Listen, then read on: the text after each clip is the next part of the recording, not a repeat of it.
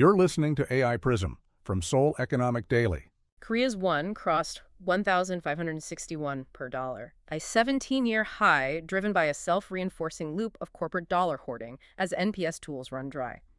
President Lee Jae-myung nominates former Naver CEO Han Sung-sook as PM, the first female PM in 20 years, signaling an AI transformation mandate.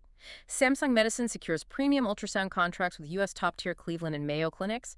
Taiwan's academia Sinica critiques Korea's 3-year executive contracts for hindering long-horizon tech investment. It's Monday, June 8th. Let's get into one of Korea's top economic stories today. Yeah, there's a lot to cover today. Right, so we really need to unpack this immense pressure on Korea's currency right now.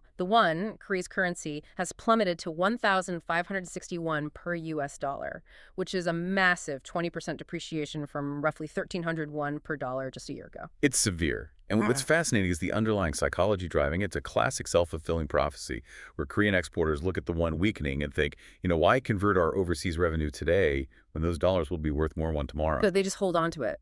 Exactly. They hold the cash. In just 3 days, companies hoarded an extra $3.46 billion U.S. dollars, bringing total corporate dollar deposits to over $53.39 billion U.S. dollars. Wow.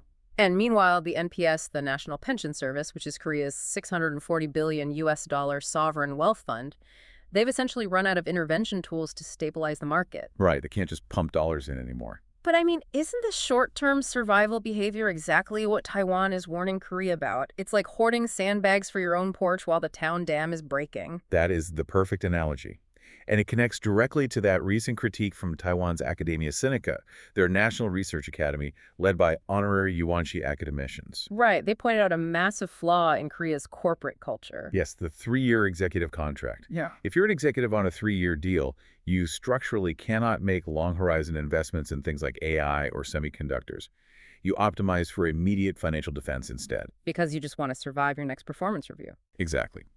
And this short-termism is a huge factor in why the OECD projects Korea's structural growth will drop below 1.5% by 2027. Which explains why the government is attempting this massive structural pivot. President Lee Jae-myung just nominated Han Sung-sook as prime minister. The first female PM candidate in 20 years. Right. And she was the CEO of Naver, which is Korea's dominant internet platform, kind of their domestic equivalent to Google. But I have to ask, is bringing a tech executive into the second most powerful government role just symbolic? No, absolutely not. It shifts AI from being a tech ministry sideshow into a central mandate. The goal is to diffuse that tech productivity down to smaller businesses to fix that 1.5% growth bottleneck. So pushing advanced tech into traditional global industries, which transitions perfectly into a concrete example we're seeing on the ground right now with Samsung Medison. Right, the medical tech subsidiary of Samsung, Korea's largest cable or family conglomerate. Exactly. They just cracked the top tier of the U.S. hospital market by landing premium ultrasound contracts with the Cleveland Clinic and the Mayo Clinic. We really can't overstate the significance of that. Historically, large hospital procurement was utterly dominated by GPS. GPS being GE, Healthcare, Philips, and Siemens. That's right. Breaking that monopoly changes the game. Validating their tech at Mayo and Cleveland unlocks the front door to every other major institution. And you can see the immediate financial impact. Oh, clearly. Their North American revenue grew from 16.4 billion won, which is about 10.5 million U.S. dollars, in 2023, to 27.3 billion won, roughly 17.5 million U.S. dollars in 2024. That is a massive jump. It is.